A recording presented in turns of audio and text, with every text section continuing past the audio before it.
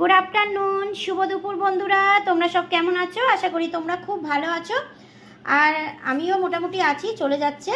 তো আজকের খাওয়া দাওয়া নিয়ে দুপুরবেলায় চলে এলাম। দেখো তো কি কি হয়েছে, তোমাদের মেনুটা বলে দিই কি কি হয়েছে।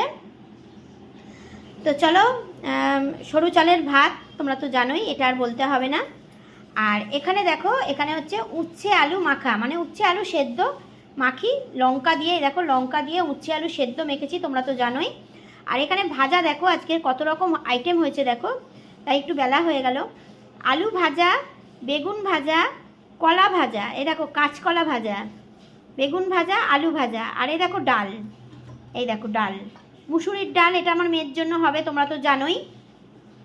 আর এই দেখো ওর জন্য ভাজা মাছ রেখে দেওয়া হয়েছে, ও ভাজা মাছ দিয়ে ডাল দিয়ে, আর ওর জন্য একটু আলু সেদ্ধ রেখেছি, ওই দিয়ে খাবে। আর আমাদের হচ্ছে এই দেখো মাছের ঝোল হয়েছে, এই দেখো, দেখেছো?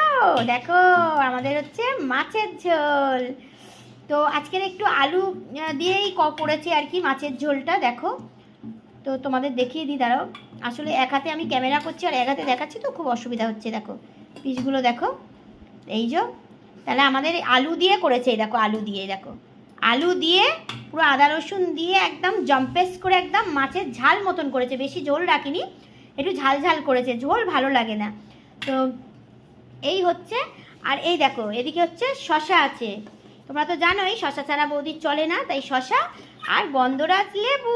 এই দেখো গন্ধরাজ লেবু দারুণ লাগে, কিন্তু আমার এই ঝোলটা দিয়ে মাখি আর গন্ধরাজ লেবু দিয়ে খেতে দারুণ লাগে। কাদের কাদের ভালো লাগে অবশ্যই কিন্তু আমাকে কমেন্ট করে জানিও কেমন।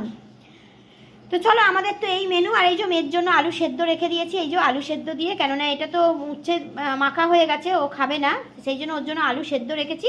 তাহলে আমাদের তাহলে দেখিয়ে দিলাম, 3 রকম ভাজা আছে, আলু ভাজা, বেগুন ভাজা, কলা ভাজা, এখানে হচ্ছে উচ্ছে আলু ভাতে মাখা, মেয়ের জন্য হচ্ছে মাছ ভাজা, ডাল, আর আমাদের হচ্ছে মাছের ঝাল, আলু দিয়ে মাছের ঝাল। এই দেখো আলু দিয়ে মাছের ঝাল করা হয়েছে আমাদের।